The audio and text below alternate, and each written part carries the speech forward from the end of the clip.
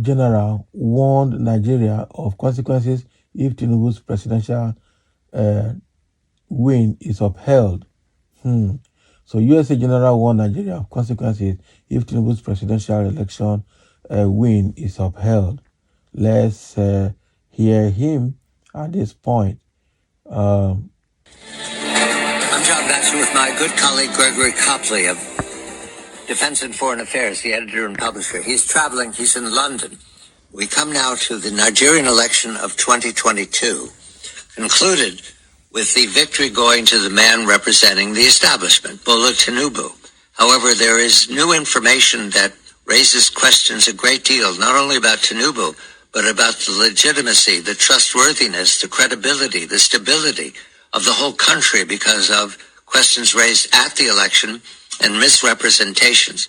Gregory, what do we know about Tinubu? What do we know about his presentation to the people of Nigeria? Well, firstly, we have to understand that Nigeria is this great bellwether for Africa. It's the largest population and the largest economy in Africa.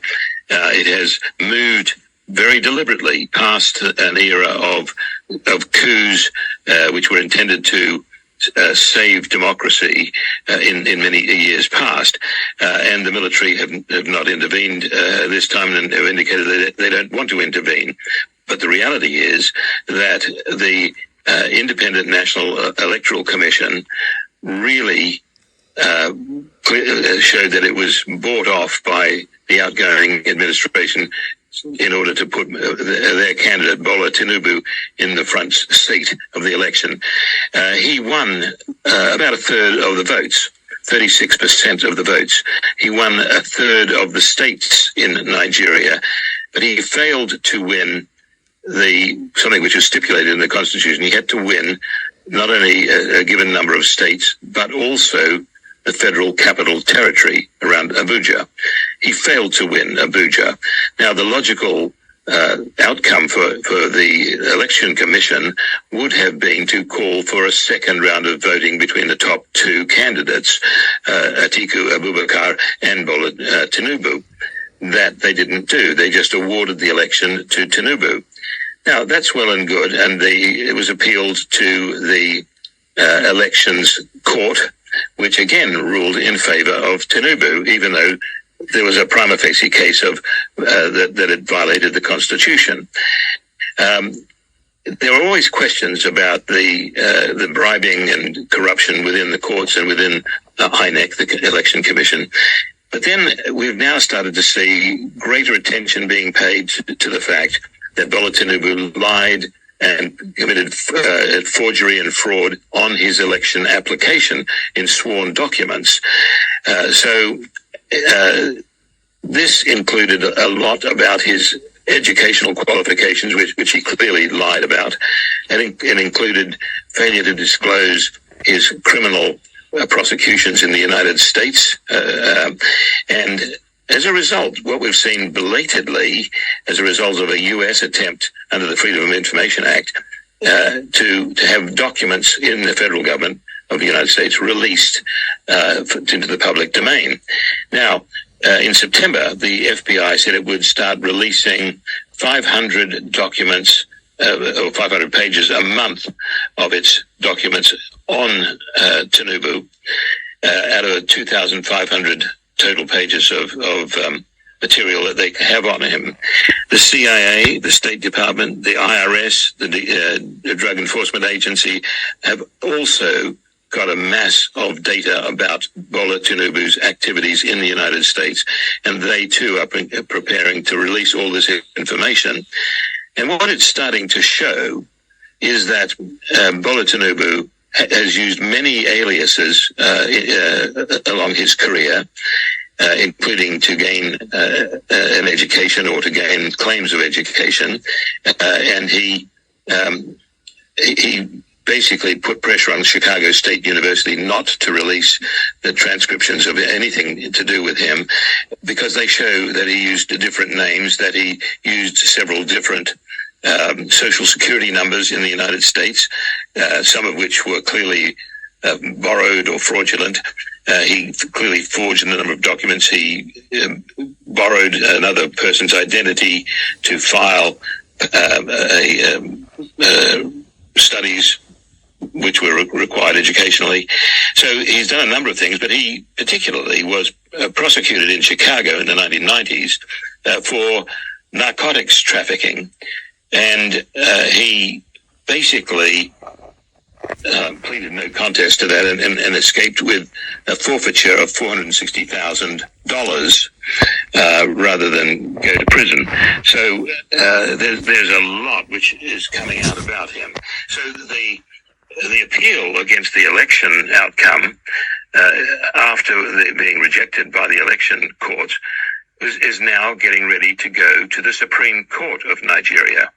And that's going to be accompanied by all of this other information about Tinubu's forgeries, if Bola Tinubu is in fact his name. But he's lied on about literally every aspect of his life. So it gets to be a very interesting situation. It's to the point now where if the Supreme Court does not overturn this election, then there will be serious consequences. I've had it, and that's one of the reasons I'm in London speaking to a lot of my African correspondents who've come up to meet me, is that there will be consequences such as a move to impeach President Tinubu, starting either in the Senate or in the House of Representatives in Nigeria.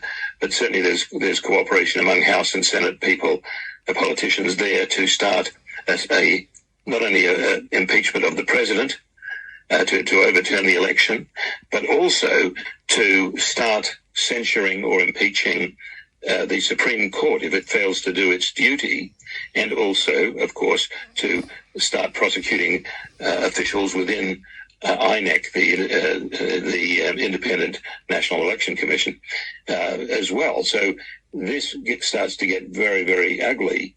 The military has basically said, well, we don't want to be back in government ever again. It's just too damaging to the country to restart the clock every time.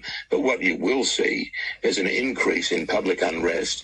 You'll see the government being unable to coordinate any compromises with its neighbors in ECOWAS, the Economic Community of West African States, in the fight against the jihadist movements such as Boko Haram and Islamic State West Africa and the like. So this is going to get really ugly really quickly and will further impact the Nigerian economy unless the Supreme Court does its duty. Now, I raised that. We have a minute, Gregory. Go ahead. A minute. The Supreme Court is actually being assaulted by the Tinubu State House with bribery offers and all manner of coercive measures. So the 7 justices who we now know have been chosen for this Supreme Court case really are up against a massive dilemma, whether they cave to corruption, which they may, or whether they bring the country into real chaos. Has either the UK government or the US government commented? We've got 30 seconds.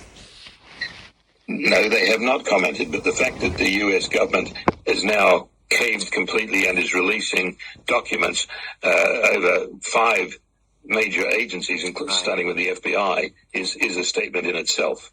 Gregory Copley, editor and publisher of Defense and Foreign Affairs. He's traveling. He's in London. The unfinished and deeply, deeply troubled election of 2022 in Nigeria, influencing all of Africa.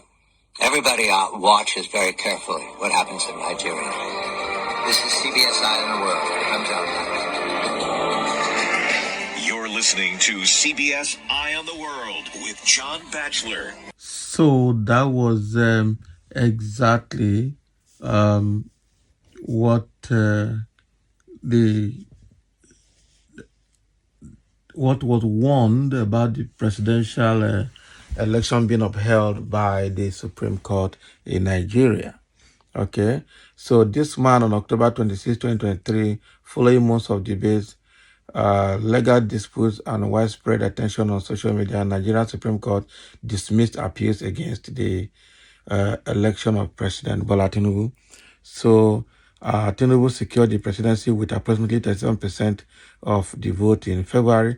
It has been estimated that only a quarter of the country's registered voters participated in election day. He took the oath of office in May. So Tinubu ran as the candidate for the All Progressive Congress.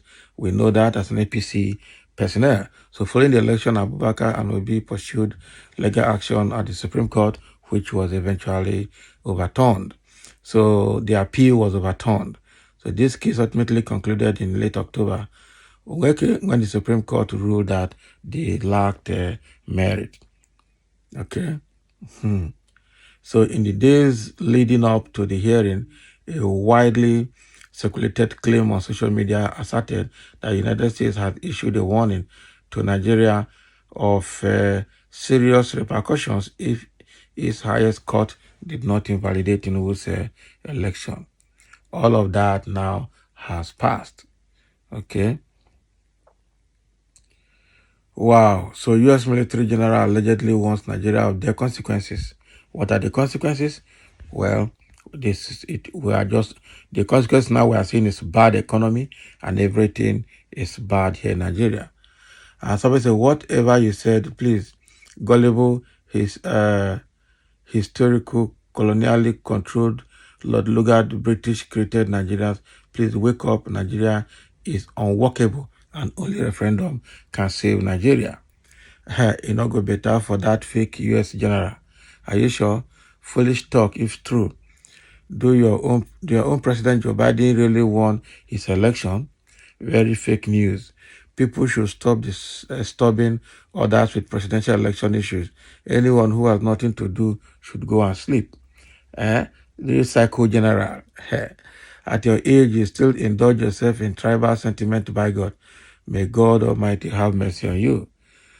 So all of these have happened, but they are saying it's a fake news. Some are saying it's not a fake news. But again, all of this transpired against, before the Supreme Court judgment. The consequence you are seeing now, even the Senate is not able to impeach Tinubu as it was predicted. But the only consequence we are seeing now is bad economy and hardship all over the country. So thank you for listening.